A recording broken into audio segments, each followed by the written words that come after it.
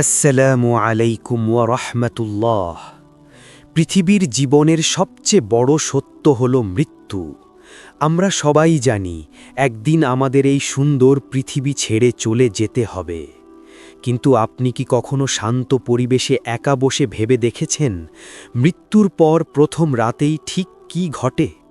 যখন আপনার সবচেয়ে কাছের মানুষগুলো আপনাকে অন্ধকার কবরে রেখে মাটি দিয়ে চোখের পানি মুছতে মুছতে ফিরে যাবে, তখন সেই নির্জন ঘরে আপনার সাথে কি হবে? মানুষ মারা যাওয়ার পরপরই তার আসল জীবনের সূচনা হয়। শরীর থেকে আত্মা আলাদা হওয়ার মুহূর্তটি সবার জন্য একরকম হয় না।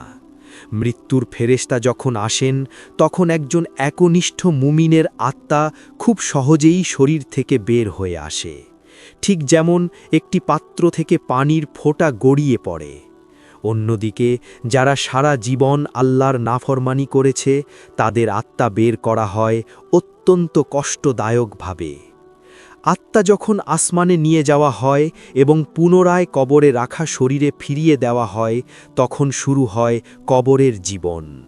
আত্মীয় স্বজন যখন কবর দিয়ে ফিরে যায়, মৃত ব্যক্তি তখন তাদের জুতোর আওয়াজ শুনতে পায়। সেই মুহূর্তে সে অনুভব করে যে দুনিয়ার জীবনের সব সম্পর্ক এখানেই শেষ। এখন সে সম্পূর্ণ একা। তার কোনো সম্পদ, কোনো ক্ষমতা, কোনো মানুষ আর তার পাশে নেই। রাসূল সাল্লাল্লাহু আলাইহি ওয়াসাল্লামের হাদিস অনুযায়ী এই সময়ে মৃত ব্যক্তির কাছে দুজন ফেরেশতা আসেন। এই দুজন ফেরেশতার নাম মুনকার এবং নাকির। তারা দেখতে অত্যন্ত ভয়ঙ্কর হয়ে থাকেন। তারা এসেই মৃত ব্যক্তিকে বসিয়ে দেন এবং তাকে ৩টি প্রশ্ন করেন। প্রথম প্রশ্নটি হল, তোমার রব কে? দ্বিতীয় প্রশ্নটি হল, তোমার দ্বীন কি? এবং তৃতীয় প্রশ্নটি রাসূল সাল্লাল্লাহু আলাইহি ওয়াসাল্লামকে দেখিয়ে বলা হয়, এই ব্যক্তি সম্পর্কে তুমি কি বলতে? দুনিয়ার কোনো সাধারণ পরীক্ষার মতো এই প্রশ্নগুলোর উত্তর মুখস্থ করে দেওয়া যাবে না। কেবল তারাই এই ৩টি প্রশ্নের সঠিক উত্তর দিতে পারবেন যাদের অন্তরে ঈমান ছিল এবং যারা দুনিয়াতে আল্লাহর আদেশ নিষেধ মেনে চলেছেন। একজন একনিষ্ঠ মুমিন অত্যন্ত সাহসের সাথে উত্তর দেবেন। তিনি বলবেন, আমার রব আল্লাহ, আমার দ্বীন ইসলাম, এবং তিনি হলেন রাসূল সাল্লাল্লাহু আলাইহি ওয়াসাল্লাম। এই সঠিক উত্তরগুলো দেওয়ার পর আসমান থেকে ঘোষণা আসবে যে আমার বান্দা সত্য বলেছে। তখন তার জন্য জান্নাতের বিছানা বিছিয়ে দেওয়া হবে। জান্নাতের দিকে একটি দরজা খুলে দেওয়া হবে, যেখান থেকে জান্নাতের সুগন্ধি ও শীতল হাওয়া আসতে থাকবে। তার কবরকে দৃষ্টিসীমা পর্যন্ত প্রশস্ত করে দেওয়া হবে। এরপর একজন অত্যন্ত সুন্দর চেহারার ব্যক্তি সুগন্ধি মেখে তার কাছে আসবেন। মৃত ব্যক্তি অবাক হয়ে জিজ্ঞেস করবেন, আপনি কে? তখন তিনি বলবেন, আমি তোমার নেক আমল। ইনশাআল্লাহ সেই মুমিন ব্যক্তি তখন শান্তিতে ঘুমাতে থাকবেন। কিন্তু যে ব্যক্তি দুনিয়াতে আল্লাহর অবাধ্য ছিল, সে এই প্রশ্নগুলোর কোনো উত্তর দিতে পারবে না। সে শুধু বলবে, হায়, আমি কিছুই জানি না। মানুষ যা বলতো আমি তাই বলতাম।